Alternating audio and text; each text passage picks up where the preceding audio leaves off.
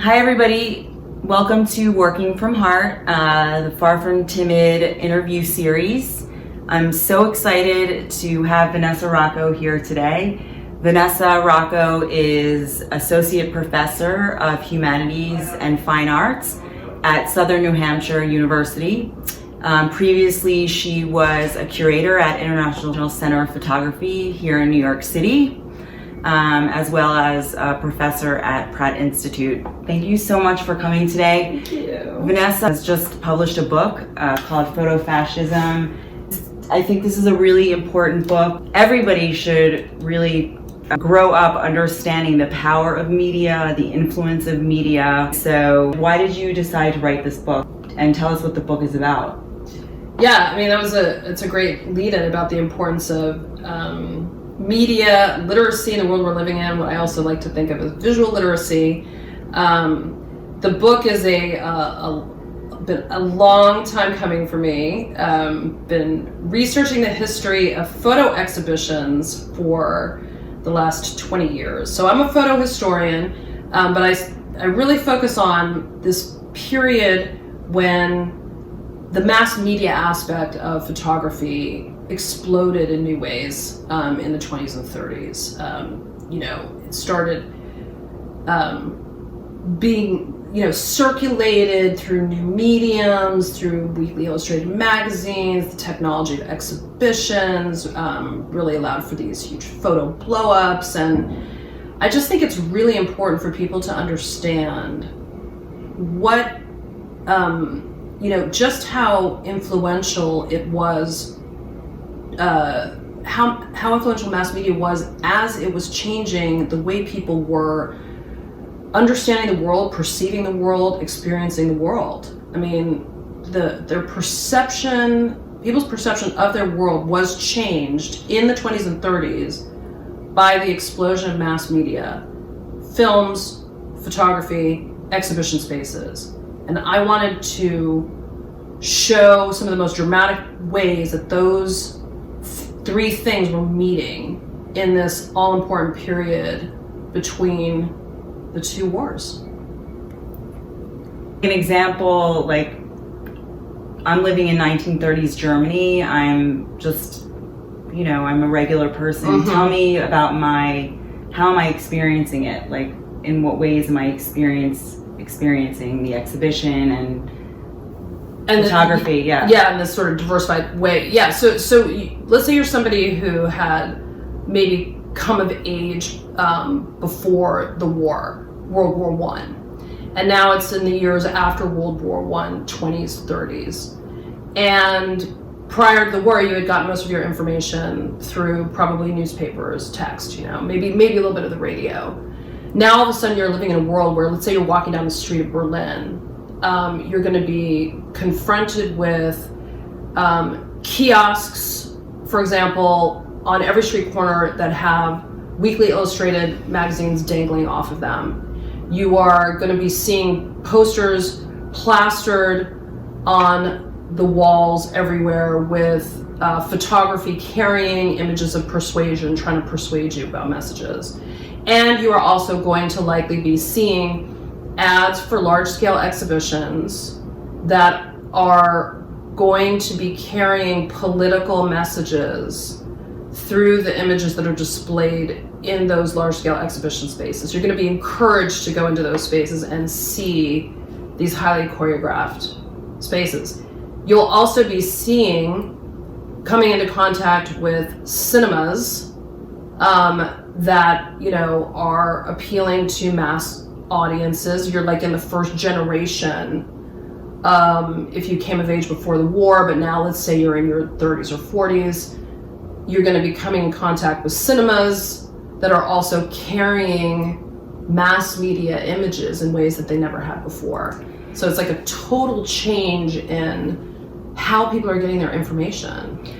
So I imagine someone walking through Times Square, for example, and instead of seeing ads, for Abercrombie and Fitch, right? Like, I'm seeing like fascist propaganda, and it's everywhere. So it's not what is it dominating even like commercial products. So advertising for commercial products started in the 18th century in terms of like printed media. So you're seeing some of that, but it's being dominated by political messages. Once you get to the 30s, yeah. Once you get to the 30s, and obviously it depends on which country you're in, but if you're in Spain, for example, starting like in the mid to late 1930s, you're going to see that was the period of the Spanish Civil War. You would see competing posters by the competing political factions everywhere on the city walls. If you're in Germany post 1933, then you're going to have this one sort of one perspective from the right-wing Nazis dominating the mass media culture that you're seeing around you. So yeah, it depends on chronologically when you're talking about, but as the 30s progresses, the visual culture around you would be more dominated by politics than advertising. Now you're still getting ads. I mean, one of the things that's interesting about magazine culture is this is the first time that you would pick up a magazine that you might think would be giving you information. You'd be flipping through and you'd be seeing these hardcore political stories, and then on the next page you'd see an ad for cosmetics. That was another thing that was fairly new for audiences between the wars, this idea that pop culture, hard-hitting news stories, and ads would all be mixed up together in the same kind of printed vehicle of the magazine. So people's perceptions were being expected to change radically at this time to sort of absorb all of this fragmented stimulation. More fragmented, I'd say, in the 20s, more dynamic, and then in the 30s, then more disciplined messages started to be presented to the countries, at least, that were more vulnerable to fascism, like Italy and Germany, and also Spain. So it seems to me like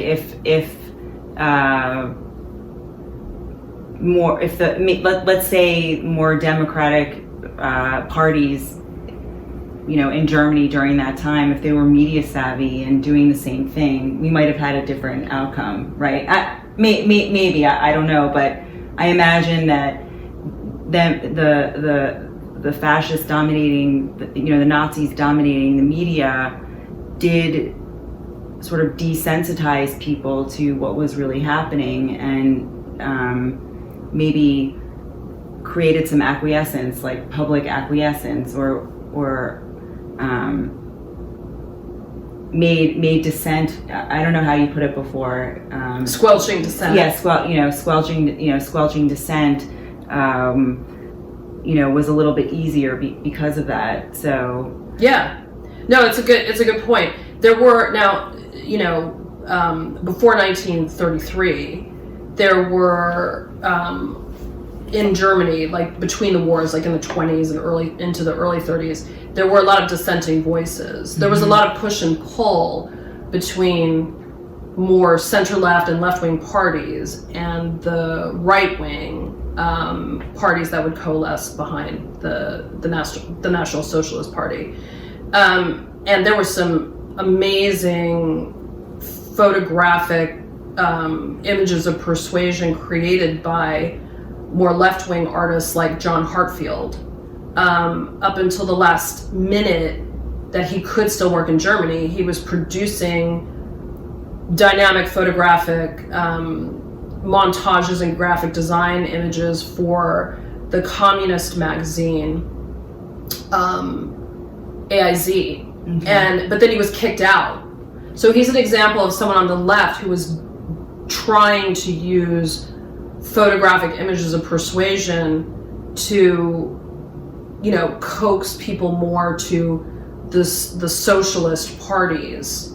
But then the Nazis exiled all of the artists that were not working for the goals of the right wing. And so that's how the images that were being seen became more sort of single perspective propaganda. Is there some contradiction to, the exhibition or the idea of the exhibition? I mean, that's a broad term, because when I think about exhibition, it could be an art exhibition or like the World's Fair, which is, cultural exhibition. But I feel like, there's some responsibility towards, the people running the exhibitions. Isn't there some responsibility? Those people. Oh yeah. Yeah, there's a lot of, how is it possible that they were able to, I don't want to say coax, but were able to, that these exhibitions, these leaders who ran the exhibitions were allowing this to happen? I mean, how is that possible? Well, I mean, this is a great way for me to get into the Italian aspect of the book, because Photofascism is a kind of a journey back and forth between Germany and Italy. And so far we've talked mostly about the Nazi Party in Germany, but Mussolini was he was basically a case study in a fascist leader for Hitler to analyze, because he came to power more than 10 years before Hitler did. And so his enormous exhibition that was organized in 1932, so again before Hitler came to power, it was the exhibition of the Fascist Revolution. And the organizers themselves were hardcore, fascist bureaucrats who put the exhibition together precisely to create this glorious 10-year history of the Fascist Revolution. So the organizers, the exhibition organizers, were working in concert with the government to create these enormous spaces filled with photographic propaganda that was presented to the public as documentary evidence of how great the fascists were. And so it just reminds you also about how photography itself always needs to be interrogated. Even today, I think we have an impulse to equate photography with facts and truth. And it was even more so 100 years ago, right? Where photography was assumed to have truth value.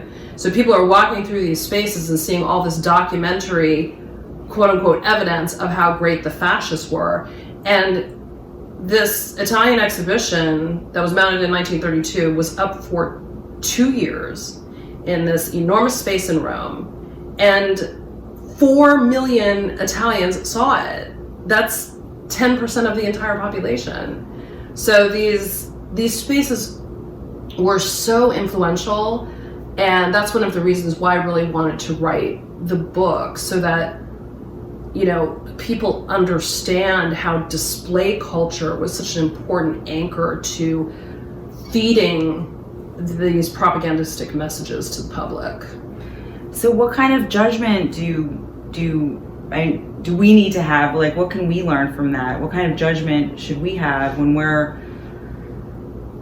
reading the news or, seeing, I mean, now we're not in public exhibitions, but hopefully we, there are online exhibitions that are happening some of the right museums now. are starting to reopen now, yeah. But in terms of just the way we receive information, like what kind of judgments, what can we carry with us? I think it's important. I think knowing,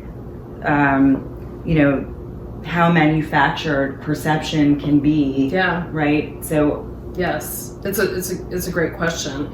So one of the things that I talk about at the conclusion of the book is trying to make some connections, not easy, facile ones, but connections between how propaganda was and how these messages were really engineered for public consumption in the 1930s, and how we are constantly being bombarded now, even more so 24/7 with visual culture. And one of the interesting kind of tactics of the Nazis, for example, was to create all-encompassing propaganda, so that the messages, for example, of Hitler at the rallies, his rallies would be then kind of reframed, or not even reframed, but just reproduced in these exhibition spaces, as well as in films like Leni Riefenstahl's Triumph of the Will. That is a filmed rally in Nuremberg. And so we're talking about, sort of 360 imaged propaganda surrounding people as much as possible in the spaces they're inhabiting. Now I would say that, that was particularly true in the cities, but these exhibitions were repackaged in smaller versions and sent to more rural communities as well.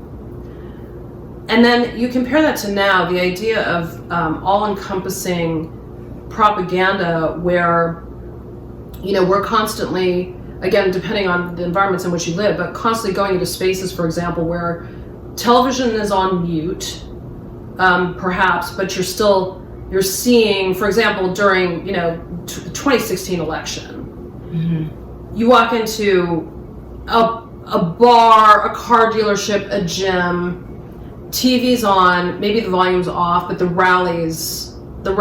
political rallies are being shown live, from start to finish.